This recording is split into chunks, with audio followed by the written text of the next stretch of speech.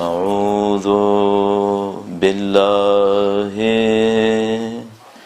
من الشيطان الرجيم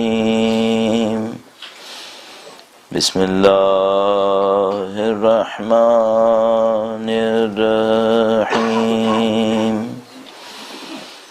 الحمد لله رب العالمين والصلاة والسلام على سيد الأنبياء والمرسلين حبيب إله العالمين أبي القاسم محمد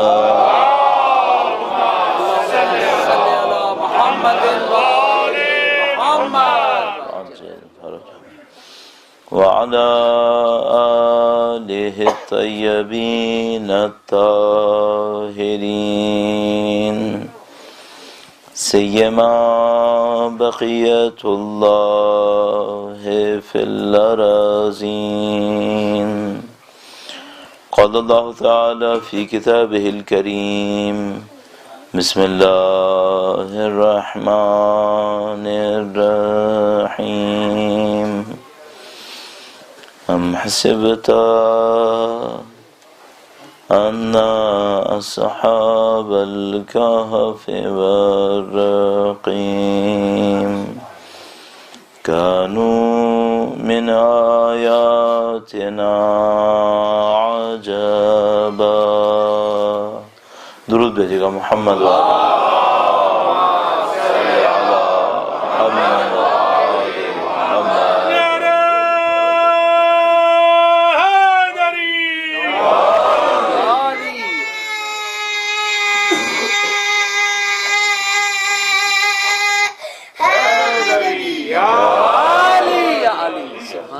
عالم کا انتہائی لطف و کرم ہے، انتہائی احسان ہے۔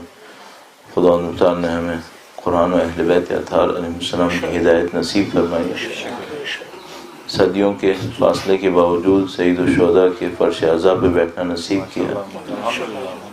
اس دعا کے ساتھ کہ انشاءاللہ مرتے دموں تک ہمیں اہل بیت کے بہترین جانثاروں میں قرار فرمائے، نسلاً بعد نسل قیامت تک ہماری تمام نسلوں کو ان کے وفاداروں، ان کی راہ پہ چلنے والوں میں قرار فرمائے، انشاءاللہ ان کے وارث کے ظہور کا دن دیکھنا نصیب فرمائے، ان کی نصرت کی سعادت نصیب فرمائے۔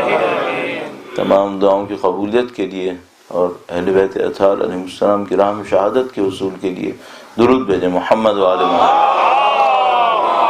صلی علی محمد وآل محمد وعجل فرجهم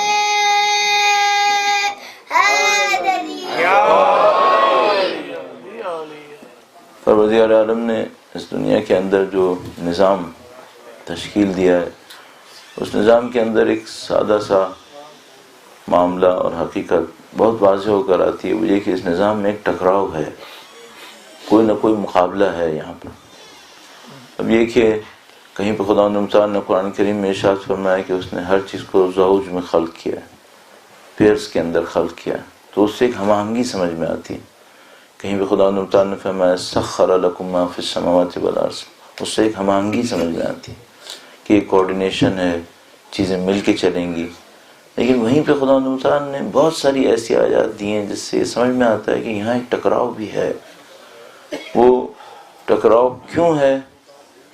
بعض لوگ بدقسمتی سے اس ٹکراؤ کو دو مالکوں کے ٹکراؤ سمجھنے لگتے ہیں، تو وہ دو خداؤں کے قائل ہو جاتے ہیں۔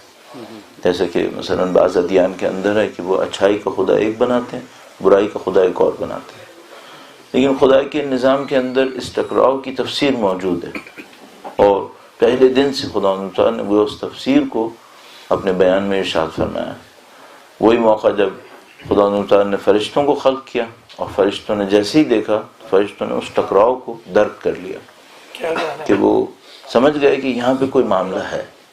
وہ بھی نہیں سمجھ سکے کہ اس معاملے کی وجہ کیا ہے اور اس معاملے سے خدا کیا چاہتا ہے، لیکن بہرحال انہوں نے اس بات کو درک کر دیا کہ انسان کے اندر بہرحال ایک منفی پہلو ہے، اور انہوں نے کہا کہ یہ تو زمین پر خون بہائے گا، اور یہ زمین کے اوپر فساد برپا کرے گا۔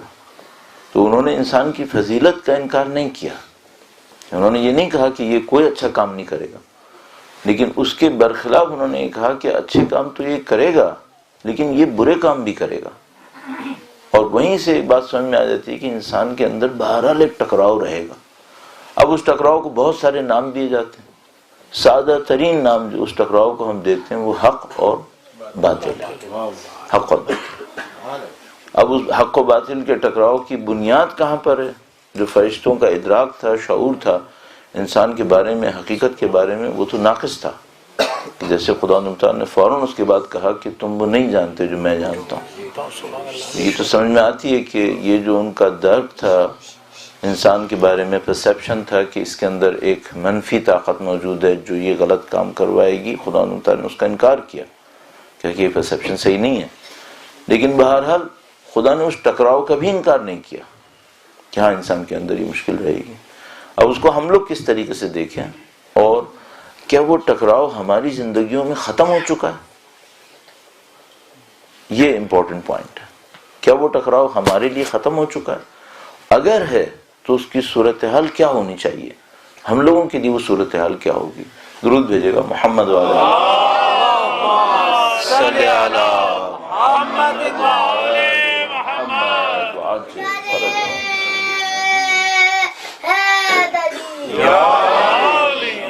انسان کی طبیعت میں ایک سہل پسندی ہے، انسان ایک آسان راستہ لینا چاہتا ہے، اور وہ بہت مثبت بھی ہے، پازیٹیو بھی ہے۔ اگر یہ طبیعت کے اندر اس کے نہ ہوتا تو شاید اتنی ڈیولپمنٹ نہیں کرتا، کیونکہ وہ یہ چاہتا ہے کہ زندگی کو اپنے لیے آسان کرے تو بہت ساری چیزوں میں ڈیولپمنٹ دکھاتا ہے۔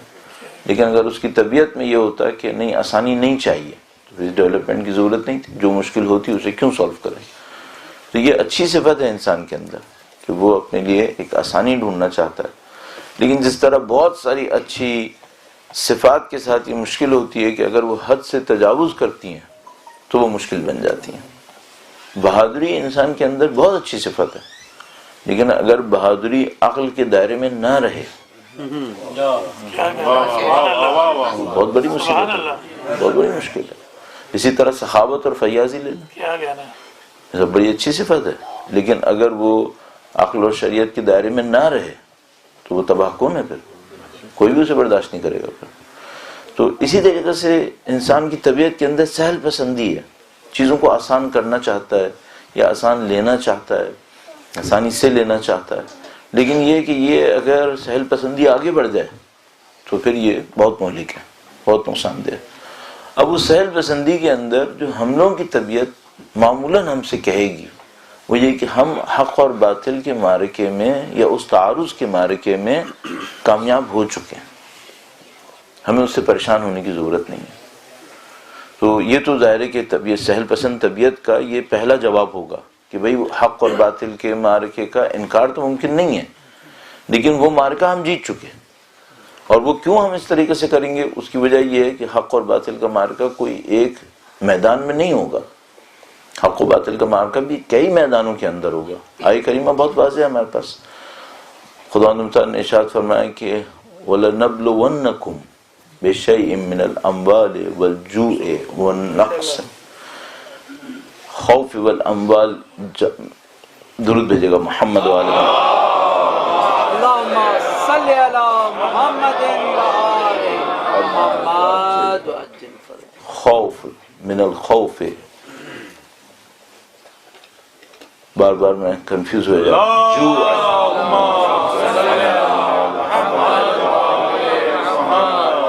خوف والجوع۔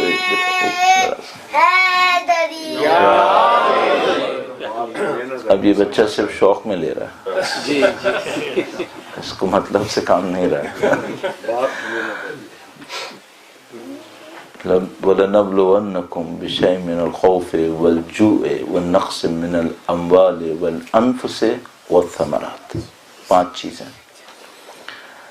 خدا تعالیٰ جب قرآن کریم میں کسی چیز کو ترتیب میں کہتا ہے تو کیا کوئی لاجک ہوتی ہوگی یا بغیر لاجک کے ترتیب ہوتی ہوگی؟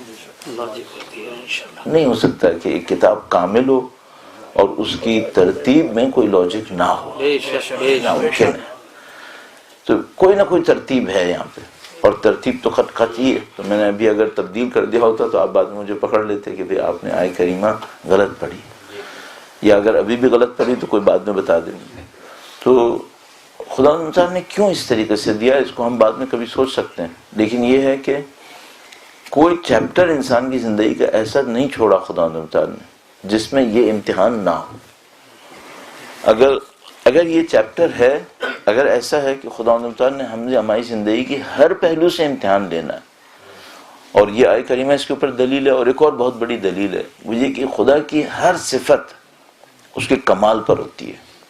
بے شک مثلا اگر خدا ہادی ہے تو وہ ایسا ہدایت دینے والا ہوگا جیسا کوئی ہدایت دینے والا نہ ہو، اور وہ ایسا ہدایت دینے والا ہوگا کہ ہر اس چیز سے جس سے ہدایت لینا ہم لوگ سمجھتے ہوں کہ ممکن ہے، اور ہر اس چیز سے جس سے کسی بھی صورت میں عقلاً ہدایت کا ملنا ممکن ہے، خدا ہدایت دے گا۔ کچھ چیزوں سے تو ہم سمجھیں گے کہ اس سے ہدایت مل سکتی ہے تو خدا اس سے تو دے گا، اور کچھ چیزوں سے ہم نہیں سمجھ پائیں گے کہ اس سے بھی کوئی ہدایت مل سکتی ہو، خدا اس سے بھی ہدایت دے گا۔ واہ تو مثال کے طور پر خود خدا تعالیٰ فرماتا ہے کہ افلا ينظرون الى الابل كيف خلقت، تو کیا ہم ابتدائی طور پہ یہ سمجھ سکتے تھے کہ جانور کی خلقت پہ غور کرنا ہدایت کا سبب بنے گا؟ ہاں شاید نہیں۔ مثلا عرب معاشرے میں جب وہ اونٹ کو استعمال کرتے تھے تو اس کو سورس آف گائیڈنس کے طور پہ استعمال کرتے تھے؟ نہیں، ان کے نزدیک اونٹ ایک جانور تھا، سواری میں کام آئے گا، سامان کو اٹھانے میں کام آئے گا، مختلف چیزوں میں کام آئے گا، لیکن انہوں نے اس کو ہدایت کے چیپٹر میں نہیں دیکھا تھا۔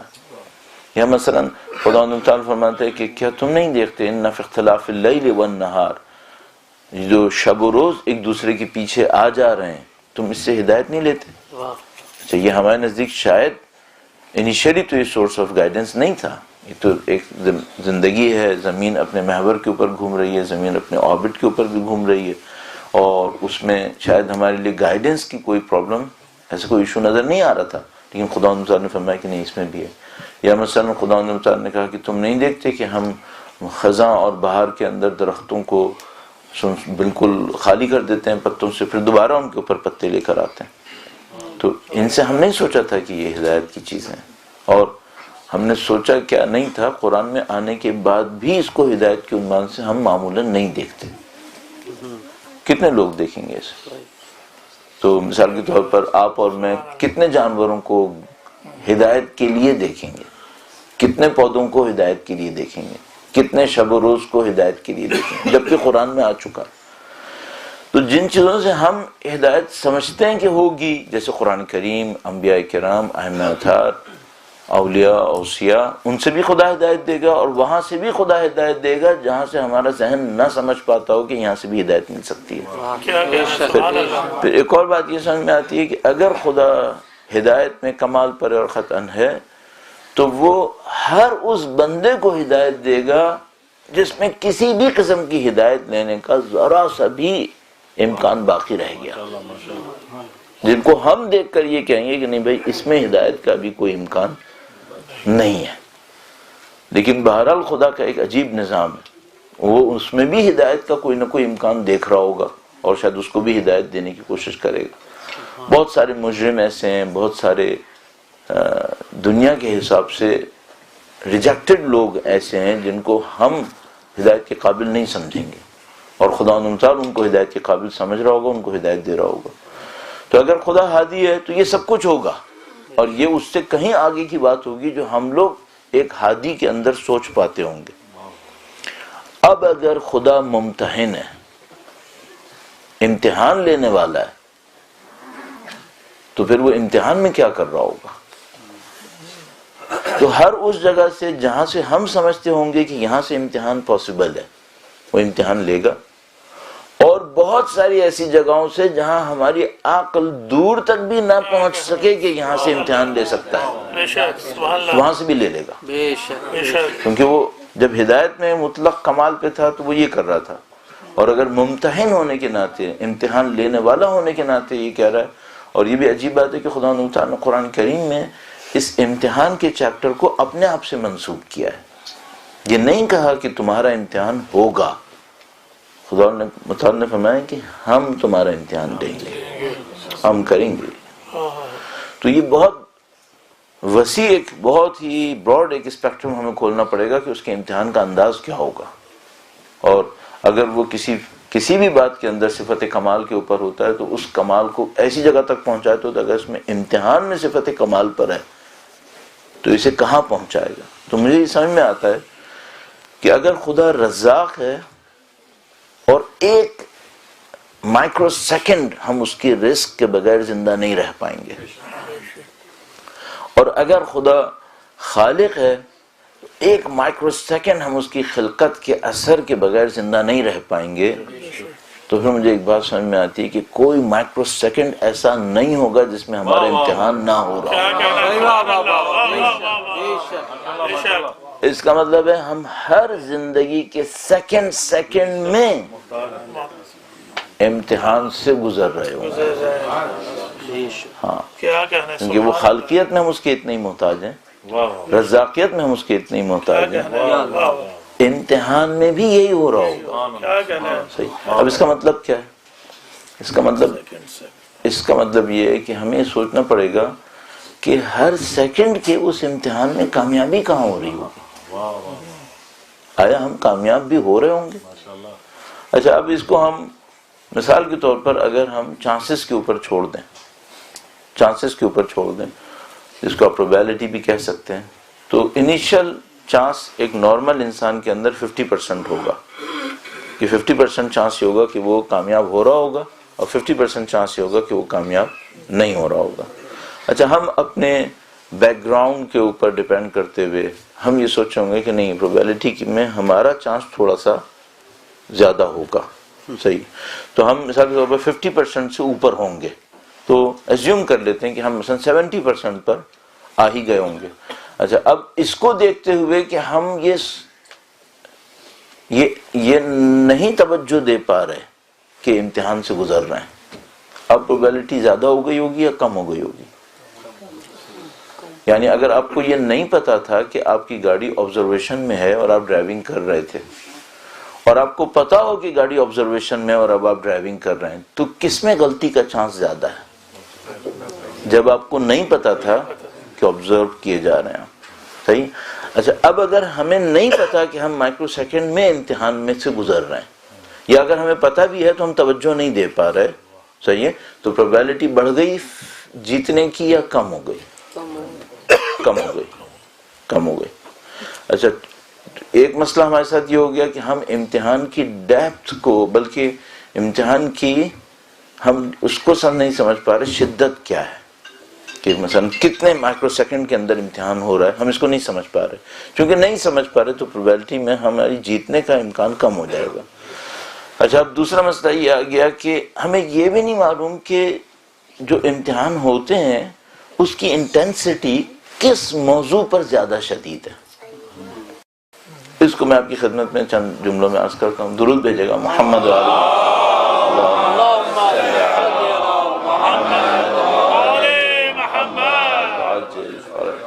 مثلا میں نے یہ سمجھا، اپنے لیے رکھ لیتا ہوں کہ میں نے سمجھا کہ میرا مجلس میں وقت پہ پہنچنا یہ ایک امتحان ہے، میرا مجلس میں خطبے کو شروع کرنا یہ ایک امتحان ہے، آیتوں کو صحیح پڑھنا یہ ایک امتحان ہے.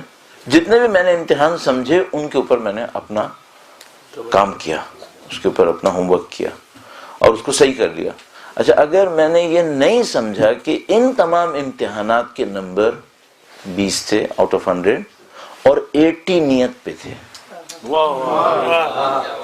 صحیح، تو میں نے امتحان کو تو سمجھ لیا اور امتحان کے اوپر محنت بھی بہت کی ہے، لیکن میں نے جس پہ محنت کی تھی وہ تھا جس کے مارکس 20% تھے، اور جس چیپٹر پہ ایکچولی امتحان تھا بدقسمتی سے میں اس کو اگنور کر گیا. صحیح. تو اب پروبیبلٹی کہاں گئی؟ اب وہ آگے نہیں جا رہی بلکہ پیچھے آ رہی. تو ہمارے پاس ایک پازیٹیو ہے، وہ یہ کہ ہمارا ایک بیک گراؤنڈ ہے، اور اس بیک گراؤنڈ میں ہماری فیملیز بھی شامل ہیں، ہمارا علم بھی شامل ہے، ہماری عبادتوں کا تجربہ بھی شامل ہے. لیکن ہمارے ساتھ دو بڑی پرابلمز ہیں. ایک تو یہ کہ ہم اس امتحان کے مستقل ہونے کو، ہر سیکنڈ میں ہونے کو یا نہیں سمجھ پائے یا بھلا بیٹھے، یا ہم نے نہیں جان بوجھ کے نہیں بھلایا، بہرحال غفلت میں آ گئے. جیسے ایک آدمی کو پتا ہوتا ہے کہ اس روڈ پہ کیمرہ لگا ہوا ہے، لیکن کسی بھی وجہ سے اس وقت اس کو یاد نہیں رہتا، اچانک اس کو یاد ہوتا ہے کہ اوہو میں اس جگہ سے گزر گیا جہاں پہ کیمرہ لگا ہوا تھا، مثلا آبزرویشن میں تھا.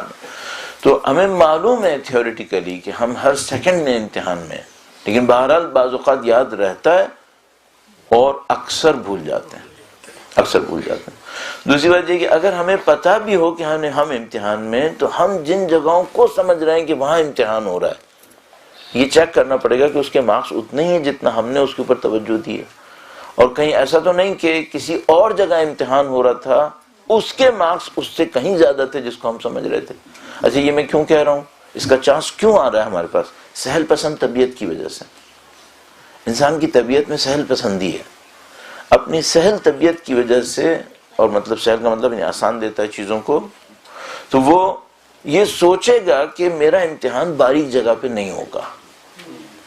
یہ بالکل ایسے ہی جیسے پاکستان میں بچے پریپریشن کر رہے ہوتے ہیں تو وہ گیس کر لیتے ہیں کہ انہی 5 چیپٹر میں سے پیپر آئے گا انشاءاللہ. تو ہم لوگ اپنی زندگی کے معاملے میں بھی یہی سوچ لیتے ہیں کہ انشاءاللہ امتحان انہی 4-5 جگہوں پہ ہو رہا ہوگا. صحیح.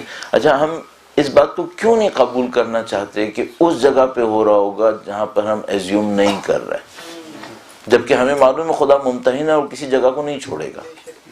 صحیح. سہل پسند طبیعت کی وجہ سے، کیونکہ وہاں معاملہ ٹف ہو جائے گا، وہاں اپنے اوپر کنٹرول زیادہ امپلیمنٹ کرنا پڑ جائے گا. تو ہماری خواہش یہ رہے گی کہ انشاءاللہ ایسی جگہوں سے امتحان نہیں لیے جائیں گے جہاں پر ہمارے لیے سختی ہے. صحیح. جبکہ یہ خدا کی صفت کے خلاف ہے. اس نے خود اعلان کیا تھا کہ میں وہاں سے امتحان لوں گا جو تمہارے لیے سخت ہوگا. اعلان کیا ہے، صفت کے خلاف نہیں ہے، اعلان کے خلاف ہے. لن تنالوا البر حتى تنفقوا مما تحبون. تم نیکی تک نہیں پہنچ سکتے. صلاح کی بات نہیں ہو رہی ہے، صالحین کی بات نہیں ہو رہی ہے، ابرار کی بات ہو رہی ہے. نیکی تک نہیں پہنچ سکتے اس وقت تک جب تک تم اس میں سے نہ دو جو تمہاری چاہت میں ہے. اس کا مطلب کیا ہے؟ خدا تعالیٰ فرما رہے ہیں یہ جو پیریفری کے حاشیے ہیں یہ تو تمہیں سے وارم اپ کرنے کے لیے. اصل امتحان میں وہاں سے لوں گا جہاں تمہاری اصل اٹیچمنٹ ہوگی.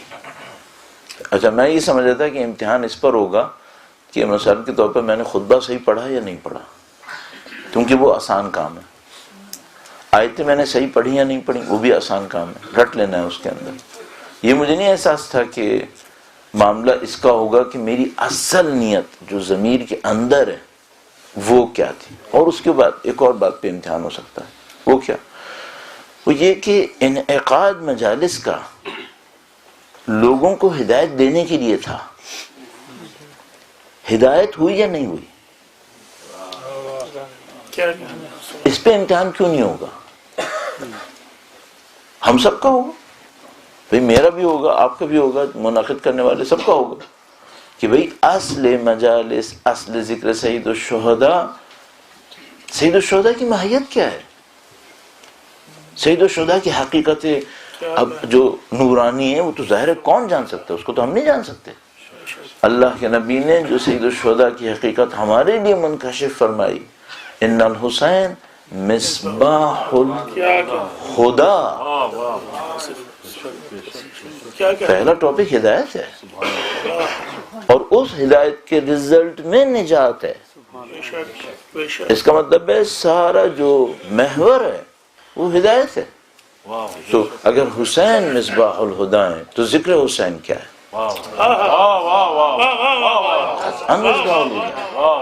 اور اگر ذکر حسین میں ہدایت نہ ہوئی نعوذ باللہ تعالی، تو پھر میں کیا کر رہا ہوں یہاں پہ؟ تو ہم ہر چیز میں امتحان میں ہیں. اچھا ہم سمجھ رہے ہیں امتحان کہیں اور ہو رہا ہے، اور پتہ چلا کہ نہیں، امتحان اس خاص جگہ پہ ہو رہا ہے جہاں پر آپ نے توجہ کم دی ہے. نعوذ باللہ تعالیٰ، تو پروبیبلٹی ہماری اور کم ہو گئی. اچھا اب اس کے نتیجے میں کیا ہے؟ نتیجے میں یہ ہے کہ مجھے ایک ریویو کرنا پڑے گا اپنی زندگی کا. میں اپنی زندگی کا ریویو کروں لن تنالوا البر کو دیکھتے ہوئے، وہ یہ کہ میری زندگی میں جو محبوب چیزیں ہیں وہ ہیں کیا کیا، انہیں لسٹ کر لوں. غیر محبوب کیا ہیں؟ یہ بھی بہت مشکل ہے. ہر انسان کی محبت، ہر انسان کی محبت کے علاوہ جو چیزیں ہوتی ہیں یا دلچسپی، اگر محبت کے مقابلے میں اگر کوئی چیز میں لے آؤں جو اس سے کم انٹینسٹی رکھتی ہو اٹیچمنٹ کی، تو وہ مثلا دلچسپی ہو سکتی ہے. اور ایک کوئی چیز ایسی ہو سکتی ہے جس میں نہ محبت ہے نہ دلچسپی ہے، بلکہ تقریباً نیوٹرل ہے میرے لیے. تو مثال کے طور پر میں نے کلر کیا پہنا کپڑے کا، شاید وہ مور لیس نیوٹرل ہو جائے گا. اگر سوسائٹی کوئی ایک کلر پسند کری تو میں وہ پہن لوں گا. نہ میری کوئی دلچسپی کا ایشو ہے نہ میری کوئی محبت کا ایشو ہے. لیکن ظاہر ہے میں ہر چیز کے لیے اتنی آسانی سے نہیں کہہ سکتا. تو مثلا میں نہیں کہہ سکتا کہ میری اولاد کیسی ہو، یہ میرے لیے نیوٹرل ہے. نہیں، ظاہر ہے یہ اتنا نیوٹرل نہیں ہے. اس میں یا میری ایک دلچسپی ہوگی یا میری شاید ایک محبت ہوگی. تو میں پہلے یہ کر لوں کہ اپنی زندگی میں جو محبوب چیزیں ہیں انہیں لسٹ کر لوں کہ وہ محبوب ہیں کیا کیا. اچھا بہت سادہ سی بات ہے، مثلا میرے لیے اپنی رسپیکٹ محبوب ہے یا نہیں ہے؟ کس کے لیے؟ کون بیوقوف ہے اپنی رسپیکٹ نہیں چاہتا؟ تو میرے لیے اپنی رسپیکٹ محبوب ہے. اچھا زندگی کی جسمانی آسانیاں محبوب ہیں یا نہیں؟ قطعاً محبوب ہے. کون آدمی چاہتا ہے اپنے آپ کو جسمانی سختیوں میں بھی رکھے؟ اس کے لیے تو یہ سارے گھر بنے، اس کے لیے تو ساری بھاگ دوڑ کی ہے. اچھا اسی طریقے سے مثال کے طور پر بہرحال مثلا خدا کی نظر لطف میری طرف ہو، یہ میرے لیے محبوب ہے یا نہیں؟ محبوب ہے میرے لیے. اہل بیت سے میرا ایک اٹیچمنٹ ہے، یہ میرے لیے محبوب ہے یا نہیں؟ ہاں میرے لیے محبوب ہے. صحیح. تو جتنی بھی محبوب چیزیں ہیں انہیں لسٹ کر لیں. اس کے بعد اپنے آپ سے ایک سوال کرنا شروع کر دیں کہ ان سب میں امتحان کیسے ہو رہا ہوگا. اچھا اگر کسی چیز میں یہ سمجھ میں آئے کہ نہیں اس کا سمجھ میں نہیں آ رہا کہ امتحان کیسے ہو رہا ہوگا، تو صرف اپنے آپ سے پوچھے کیا نہیں ہو رہا ہوگا؟ کیا یہ پاسبلٹی ہے کہ نہیں ہو رہا ہوگا؟ یہ پاسبلٹی نہیں ہے. وہ ممتحن مطلق ہے، وہ امتحان کے علاوہ نہیں چھوڑے گا. تو جتنی بھی چیزیں آپ کی زندگی میں محبوب ہیں انہیں لسٹ کر لیں، جو دلچسپی کا سبب ہیں انہیں لسٹ کر لیں، حتیٰ جو نیوٹرل ہیں انہیں لسٹ کر لیں ایسی جنرلی. اس کے بعد یہ سوچیں ان سب میں امتحان ہو رہا ہوگا تو وہ امتحان کیسے ہو رہا ہوگا. اولاد کا امتحان کیسے ہو رہا ہوگا، آسائشوں کا امتحان کیسے ہو رہا ہوگا، کمائی کا امتحان کیسے ہو رہا ہوگا. اور اس کے بعد یہ سوچے کہ یہ جو امتحان اتنی خاموشی سے ہو رہا ہوگا کہ مجھے بھی نہیں پتا کتنے فیصد چانس ہے کہ میں اس میں جیت رہا ہوں گا. اگر کوئی شخص یہ کر لے تو مجھے لگتا ہے کہ شاید وہ خدا تعالیٰ کی ایک صفت کو اپنے اندر دیکھ پائے گا کہ خدا نے مجھے جب امتحان میں ڈالا تو وہ کیسے ڈالا. اور یہ مجھے سمجھ میں آتا ہے کہ اگر کوئی شخص یہ سمجھ رہا ہے کہ وقت کے آگے بڑھتے بڑھتے امتحان ہلکا ہوتا جائے گا، یہ تقریباً ناممکن ہے. ایسا بہت مشکل ہے، یعنی ناممکن ہے. میں کہہ چکا ہوں کیوں ناممکن ہے. اس کی وجہ یہ ہے کہ شریعت کا جو اٹھان ہے وہ پیچیدگی کی طرف ہے. انسانی زندگی کا جو اٹھان ہے وہ پیچیدگی کی طرف ہے، کمپلیکیشن کی طرف ہے. یہ نہیں ہو سکتا کہ لائف کے سارے سیگمنٹس کمپلیکیشن کی طرف جا رہے ہوں اور امتحان سمپلسٹی کی طرف جا رہا ہوں. یہ نہیں ہو پائے گا. اس کا مطلب ہے امتحان بھی کمپلیکیشن کی طرف جا رہا ہوگا. اس کمپلیکیشن کے ساتھ اب پروبیبلٹی میں کہاں پہنچے ہم.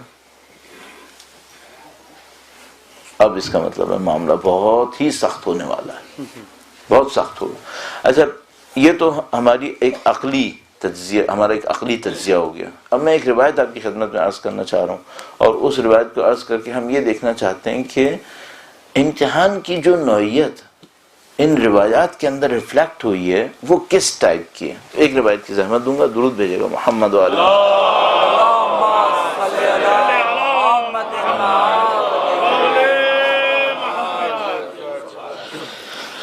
ایک بار پھر درود بھیجے گا محمد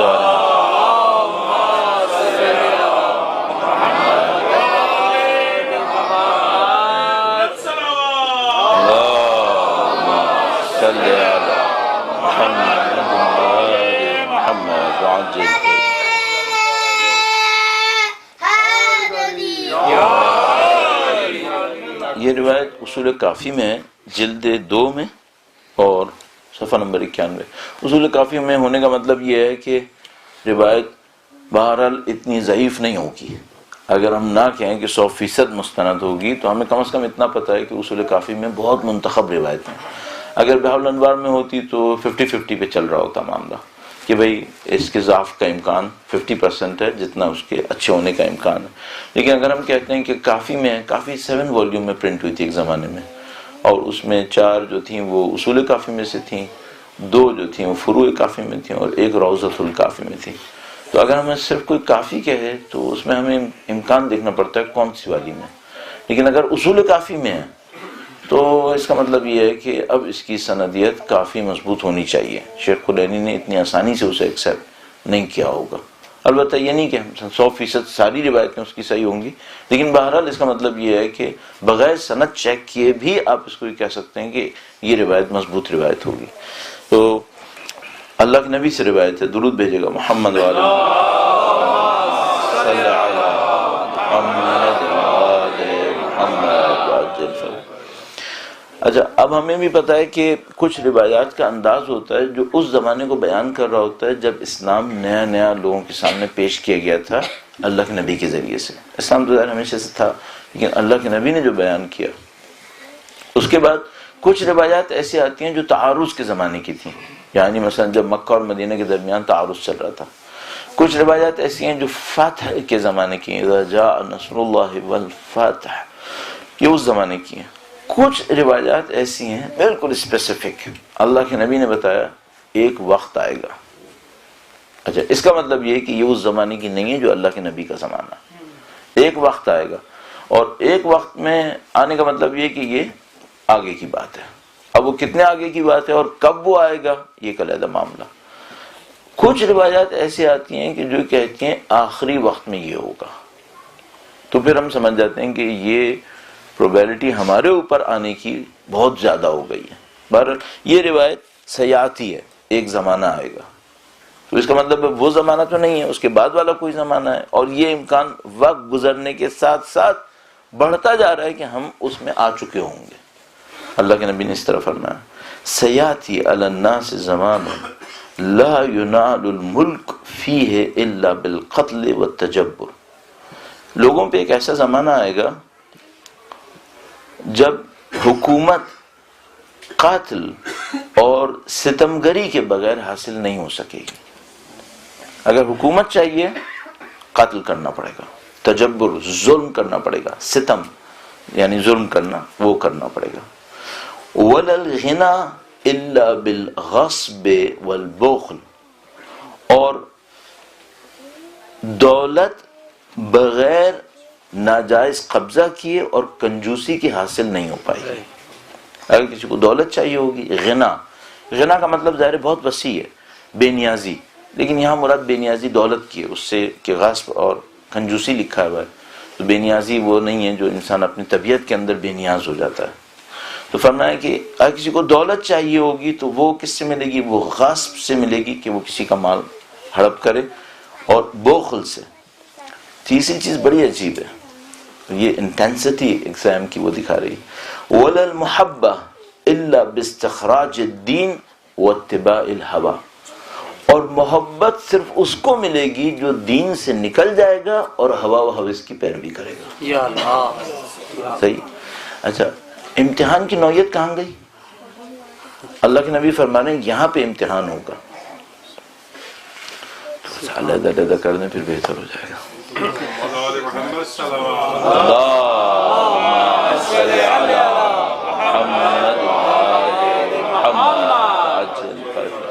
اچھا، ہم یہ سمجھتے تھے کہ امتحان ہو رہا ہوگا اس سے کہ کسی نے اول وقت نماز پڑھی یا نہیں پڑھی۔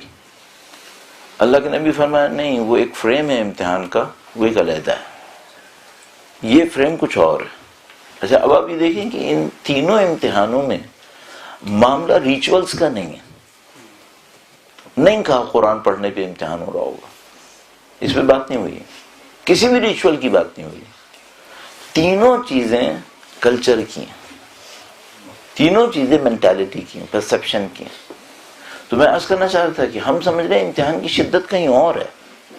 اللہ کے نبی فرما رہے نہیں، امتحان کا جو پورا پکچر ہے وہ چینج ہوئی ہوئی ہے. یہ ایک اور زمانے کے لوگوں کے امتحان ہے. وہ ایک زمانہ تھا جب امتحان اس پہ تھا کہ مثلا وہ قرآن پڑھ رہا ہے یا نہیں پڑھ رہا ہے، وہ مثلا ایسا ہے یا ویسے. فرمایا نہیں، اب یہ ایک زمانہ آئے گا جب امتحان یہاں پہ آ جائیں گے پھر سارے. کیوں اس پہ امتحان نہیں ہوں گے؟ شاید اس وجہ سے کہ پوری آبادی، پورا ماحول اس کے لیے کنڈیوسو ہوگا، کوئی کرے گا ہی کرے گا، تو امتحان کہیں اور پہ چلا جائے گا. اور شاید یہ اس وجہ سے کہ کمپلیکیشن بڑھ جائے گا، جس کو میں نے ٹرم استعمال کی تھی کمپلیکیشن، کہ سوسائٹی کی جو کمپلیکیشن ہوگی معاشرت کے ساتھ وہ منافقت پہ جا چکی ہوگی. تو جب سوسائٹی میں منافقت چھا جاتی ہے تو پھر امتحان ظواہر پہ نہیں ہوتے، پھر امتحان باطن پہ ہونے لگتے ہیں. تو چونکہ وہ کمپلیکیشن میں آ گئے نا، وہ گمراہی کمپلیکیشن میں آ گئی ہے، تو اسی حساب سے امتحان بھی. فرمایا کہ لوگوں پر ایک زمانہ آئے گا جب حکومت قاتل اور ستمگری کے بغیر، مال و دولت غصب اور کنجوسی کے بغیر، محبت دین سے خارج ہونے اور ہوا و ہوس کی پیروی کے بغیر حاصل نہیں ہوگی. ایک زمانہ ایسا آئے گا. فمن ادرک ذلک الزمان، تو جو اس زمانے کو پہنچ جائے. اور اب اللہ کے نبی نے کامیابی کا راستہ بتایا. فصبر علی الفقر وهو يقدر علی الغنى. اب اگر کوئی شخص اس زمانے میں پہنچ جائے اور اس زمانے میں غربت پہ راضی ہو جائے جبکہ وہ دولت مند ہو سکتا تھا، لیکن دولت مند ہونے کے لیے اسے کیا کرنا تھا؟ یا غصب کرنا تھا یا بخل کرنا تھا. صحیح. اچھا عزیزان محترم، ایک اور بات میں عرض کروں. جیسے ہم نے آیہ کریمہ میں عرض کیا کہ بھئی اگر اللہ نے 5 چیزیں کہی ہیں اور ایک سیکوینس میں کہی ہیں تو وہ بے معنی نہیں ہو سکتا. اللہ کے نبی 2 چیزیں کہیں اور ایک سیکوینس میں کہیں تو یہ بے معنی ہوگا کیا؟ نہیں ہوگا. اگر روایت کا لفظ ثابت ہو جائے کہ یہ روایت کا لفظ یہی ہے، ہمیں آسانی اس وقت یہ ہے کہ عربک ہمارے سامنے ہے اور اصول کافی کے اندر ہے. شیخ کلینی نعوذ باللہ تعالیٰ فراموش کار انسان نہیں ہے. شیخ کلینی مستند انسان ہے اور ان کی حافظے میں روایات کے اوپر اعتماد کیا جا سکتا ہے کہ کرتے ہیں، سب لوگ کرتے ہیں. تو ہم یہ بہت بعید سمجھتے ہیں کہ یہاں صبر نہ ہو کچھ اور ہو، یہاں اتباع ہوا نہ ہو کچھ اور ہو. اور یہ وہ ویکیبلریز ہیں جو ظاہر ہے کہ اہل بیت کی ویکیبلریز ہیں، اللہ کے نبی کی زبان پہ تھے، تو بعید ہے کہ کچھ اور ہو. تو اگر ہم اسی کو ہم لیں تو فرمایا کہ جو کوئی اس زمانے کو پہنچے پائے اور باوجودی کے مال و دولت حاصل کر سکتا ہو، وہ کر سکتا تھا، لیکن کرنے کے لیے اس کو پھر یا غصب کرنا تھا یا بخل کرنا تھا. کر سکتا تھا اور پھر بھی اپنے فقر پہ صبر کر لے. کر سکتا تھا، نہیں کیا اس نے، اور وہ اپنے فقیر ہونے پر، غریب ہونے کے اوپر اس نے صبر کر لیا. ٹھیک ہے. اور باوجودی کے محبت حاصل کر سکتا تھا، محبت حاصل کر سکتا تھا مثلا، لیکن اس کو محبت حاصل کرنے کے لیے کیا کرنا تھا؟ اسے کچھ دین سے نکلنا تھا اور کچھ ہوا و ہوس کی پیروی کرنی تھی. اگر وہ دین سے نکل جائے تو پھر اس کو محبتیں ملنی تھی. کچھ ہوا و ہوس کی پیروی کر لیتا، دوسرے لوگ بھی کر رہے تھے وہ بھی کر لیتا، تو اسے محبتیں مل جاتی. لیکن اس نے ایسا نہیں کیا. اور باوجودی کی محبت حاصل کر سکتا ہو، یعنی دین سے خارج ہو کر ہوا و ہوس کی پیروی کے ذریعے سے، لیکن نہ کرے. اور کس پہ صبر کرے؟ میں عربی کا لفظ پڑھنے کی کوشش کرتا ہوں. وَصَبَرَ عَلَى الْبُغْضَةِ، اس پہ صبر کر لیا کہ لوگ اس سے بغض دکھا رہے ہیں. یا الہی، محبت نہیں کرتے تو کیا کرتے ہیں پھر؟ بغض دکھاتے ہیں. نیوٹرل نہیں چھوڑتے کہ ہمارا تم سے کوئی تعلق نہیں ہے، نہیں، بغض دکھاتے ہیں. اور اللہ کے نبی نے فرمایا اسے محبت نہیں ملی، بغض اٹھانا پڑ گیا اسے لوگوں کا، اور اس نے صبر کر لیا اس کے اوپر. تو بڑی عجیب روایت ہو گئی. تو فمن ادرک ذلک الزمان فصبر علی الفقر، تو اس نے فقر کے اوپر صبر کیا، وہو یقدر علی الغنا، اور اس کے پاس وہ طاقت تھی کہ وہ غصب اور بخل کر کے دولت مند ہو سکتا تھا، وصبر علی البغض وہو یقدر علی المحبہ، جبکہ وہ محبت رکھ سکتا تھا اگر وہ دین سے خارج ہوتا اور اتباع ہوا کرتا، لیکن اس نے نہیں کیا اور لوگوں کے بغض کے اوپر صبر کیا، وصبر علی الذل، اور اس کو ذل بھی پڑھ سکتے ہیں، وَهُوَ يَقْدِرُ عَلَى الْعِزِّ، جبکہ اس کو عزت مل سکتی تھی اس نے ذلت کے اوپر صبر کر لیا، اور عزت حاصل کر سکتا تھا لیکن پھر بھی ذلت پہ صبر کرے۔ اگر کوئی یہ کام کرے، میرا شاہد اس پہ نہیں ہے کہ اس کو ثواب کتنے کا ملے گا، اللہ کے نبی نے فرمایا عطاہ اللہ ثواب 50 صدیقا، خدا تعالی اس کو 50 صدیق کا ثواب دے گا۔ اللہم صلی علی محمد۔ اور صدیق بھی وہ صدیق کہ جنہوں نے اللہ کے نبی کی نبوت کے اوپر صداقت دکھائی، تو وہ آخری نبی کے جو صدیق ہوں گے ان میں سے 50 صدیق کا ثواب خدا اس کو دے رہا ہوگا۔ ہر اللہ کے نبی کا ہر صحابی صدیق نہیں تھا، بہت کم صحابی تھے جو صدیق تھے، ان میں 50 کا ثواب اس ایک کو مل رہا ہوگا، 50 کا ثواب اس کو مل رہا ہوگا۔ اچھا، اب میں اپنے آپ سے پوچھتا ہوں، یہ اللہ کے نبی نے بتا دیا کہ امتحان ان پہ ہوگا، یہ میرا ہو رہا ہے کیا؟ میں اس امتحان میں کیا کر رہا ہوں؟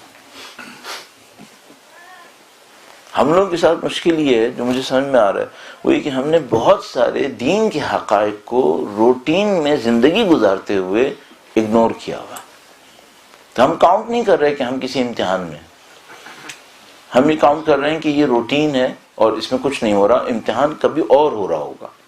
کیوں ایسا ہو سکتا ہے جبکہ خدا ممتحن ہے اور صفت مطلق ہے امتحان اس کی، کیوں امتحان لے گا؟ وعدے بھی کیے ہیں اس نے، اطلاع بھی دی ہے۔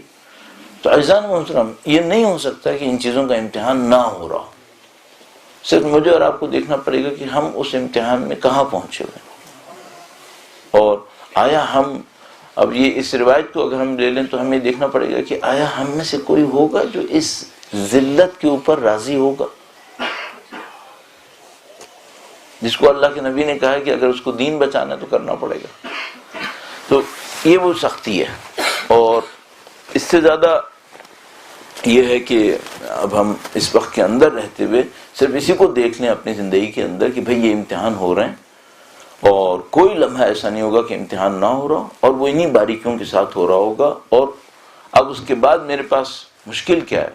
میرے پاس مشکل یہ ہے کہ ان الانسان علی نفسہ بصیرہ ولو القی معاذیرہ، انسان اپنے نفس کے اوپر بصیرت رکھتا ہے، یعنی اگر چاہے تو رکھ سکتا ہے، انسان اپنے نفس کے اوپر بصیرت رکھتا ہے لیکن عذر پیش کرتا رہتا ہے، عذر پیش کرتا۔ تو میں عذر کیا دیتا رہوں گا کہ انشاءاللہ یہ امتحان نہیں ہو رہا ہوگا، جبکہ ہو رہا ہوگا، اور میں سوچتا رہوں گا عذر دے دے کے کہ یہ امتحان میرے لیے اتنا سخت نہیں ہوگا، جبکہ ہمیں معلوم ہے کہ سخت ہوگا، اور میں عذر پیش کرتا رہوں گا کہ بغیر محنت مشقت بغیر سختی اٹھائے میں انشاءاللہ اس امتحان میں کامیاب ہو رہا ہوں گا، جبکہ تینوں باتیں ناممکن ہیں، ایسا ہو ہی نہیں سکتا۔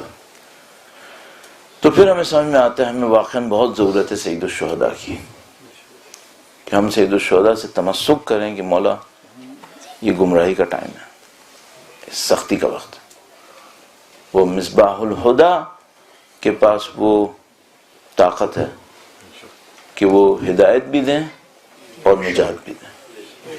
شاید دونوں الفاظ میں ایک فرق ذرا سا بتانے کے اللہ کے نبی نے چونکہ 2 جملے استعمال فرمائے، شاید اس میں ایک فرق ہو کہ کچھ کو سید الشہداء ہدایت دے رہے ہوں گے اور کچھ ایسے خوش قسمت ہوں گے جن کو سید الشہداء نجات دے رہے ہوں گے۔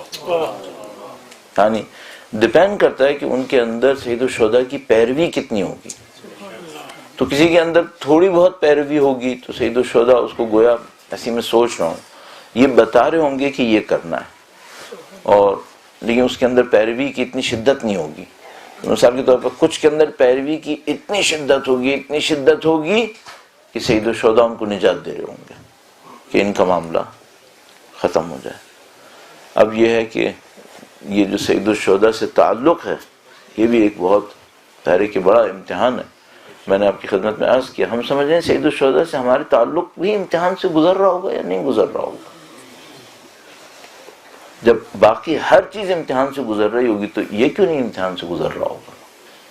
یہ بھی تو امتحان سے گزر رہا ہوگا۔ تو سید الشہداء سے تعلق کی ہماری بنیاد کیا ہے؟ اس تعلق کے لیے ہم کیا انجام دے رہے ہیں؟ اس تعلق کے تقاضوں کو پورا کر رہے ہیں یا نہیں کر رہے ہیں؟ یہ امتحان میں نہیں ہوگا۔ کیوں نہ ہو امتحان میں؟ یہ ہوگا یقینا۔ تو اچھا ہم یہ سمجھ رہے تھے کہ ہفتے میں 2-3 گھنٹہ نکالنا امتحان ہوگا۔ بہت مشکل لگ رہا ہے کہ امتحان اتنا سمپل ہو، لگتا ہے کہ نہیں انٹینسٹی بہت شدید ہوگی۔ تو جو سید الشہداء کے ساتھ تھے آیا وہ ان امتحان سے گزرے تھے یا نہیں گزرے تھے؟ بہت سخت گزرے تھے۔ اور ان میں سے کچھ لوگ تھے جن کو بے وضوح پہلے دن سے حتی شب عاشور سے پہلے ان کو اچھی طرح پتا تھا کہ ہم کس امتحان میں جا رہے ہیں۔ یہ کہہ سکتے ہیں کہ بعض کی وہ بصیرت نہیں تھی، چونکہ شب عاشور جو سید الشہداء نے کیا وہ صرف معاملہ یہ نہیں ہونا چاہیے کہ سید الشہداء نے لوگوں کو یہ بتایا ہو کہ جب تم مثلا سواری سے گرو گے تو تم کہاں گرو گے۔ میرا نہیں خیال کہ معاملہ صرف اتنا ہو۔ معذرت کے ساتھ عرض کر رہا ہوں یہ تو بہت سارے نجومی بھی ایسی باتیں کر لیتے ہیں کہ یہ ہوگا یہ ہوگا، صحیح بھی نکل آتی ہیں بات وقت۔ سید الشہداء کا اعجاز شب عاشور اپنے اصحاب کے ساتھ اتنا چھوٹا نہیں ہوگا، یہ بہت آگے کی بات ہوگی یقیناً۔ اور یہ دیکھنا کہ میں کہاں گروں گا اطمینان نہیں دیتا ہے، یہ دکھا دینا کہ میں کہاں پہنچوں گا یہ اطمینان دیتا ہے۔ اطمینان تو اس بات پہ تھوڑی آتا ہے کہ میں کہاں گروں گا، یہ کہ مثلا 2 بازو کٹیں گے یہ تو اس میں اطمینان کا مرحلہ کیسے ہوگا؟ یہ پتا چلے کہ 2 بازو کٹیں گے پھر بعد میں کیا ہوگا۔ اللہ اکبر۔ یہ کہ مثلا مولا بعد میں آنے والے ائمہ میں مولا چھٹے امام کے سامنے جب مولا ابو الفضل کی اولاد میں سے کوئی پہنچا اور لوگوں نے تعارف کروایا کہ یہ مولا ابو الفضل کی اولاد میں سے، تو مولا چھٹے امام نے مولا ابو الفضل کا نام لے کر گریہ کرنا شروع کیا، اور اس کے بعد ایک عجیب جملہ ارشاد ہوا، کہا خدا نے ہمارے چچا عباس کو وہ مقام دیا ہے کہ دنیا کے شہداء اس پہ حسرت کرتے ہیں، دنیا کے شہداء اس پہ حسرت کرتے ہیں۔ اللہ کے نبی نے جب حضرت جعفر طیار کے 2 بازو شہید ہوئے تھے تو جو حضرت جعفر طیار کی شان میں فرمایا تھا وہ یہ تھا کہ جعفر طیار کو خدا نے 2 بازو دیے، 2 پر دیے، جس سے وہ جنت میں جہاں چاہتے ہیں پرواز کرتے ہیں۔ ظاہر ہے کہ وہ بہت بڑا کوئی مقام ہوگا جو اللہ کے نبی نے اس سمبولک ایکسپریشن میں بیان کیا۔ لیکن گویا سے جب امام ششم تک بات آئی تو انہوں نے مولا ابو الفضل کے مقام کو اس میں نہیں بتایا کہ ان کا مقام کیا بنا، صرف انہوں نے بتایا اس مقام کو دیکھ کر دوسرے لوگ کیا کہیں گے، یہ نہیں بتایا کہ وہ مقام کیا مقام ہے۔ فرمایا کہ وہ مقام اتنا بڑا ہوگا کہ دنیا کے سارے شہداء حضرت ابو الفضل کے مقام کو دیکھ کر حسرت کریں گے، ان کے مقام کو دیکھ۔ اب یہ حسرت کیوں ہے اور وہ مقام مقدس کیا ہے، تو بس اگر کوئی اتنا سا توجہ دے کہ اگر کسی کے گرنے کے انداز کو سیدہ زہرا دیکھ لو،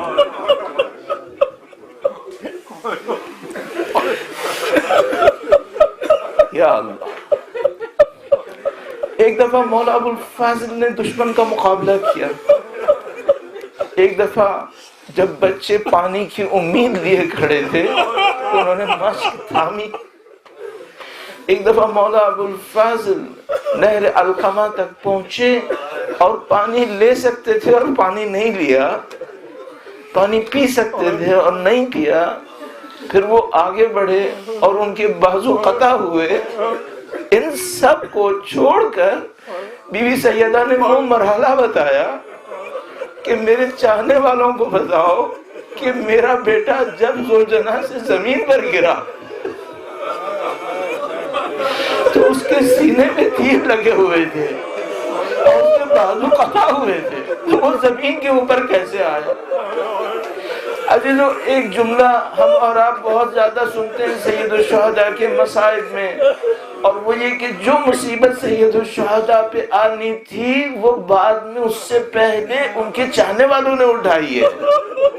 تو حضرت مسلم بن عقیل کے سامنے جب پیالہ لایا گیا اور ان کا خون پیالے میں گرا اور 3 مرتبہ ایسا ہوا، تو مسلم بن عقیل نے کہا کہ میں سمجھ گیا میرا مولا پیاسا مارا جائے گا، اس خاطر خدا مجھے بھی پیاس میں رکھنا چاہتا ہے۔ تو عزیزو، یہ کہ مولا ابوالفضل زمین پر گرے اور سینے پہ تیر تھے، اب سمجھ لو امام حسین کے ساتھ کیا ہوا ہوگا۔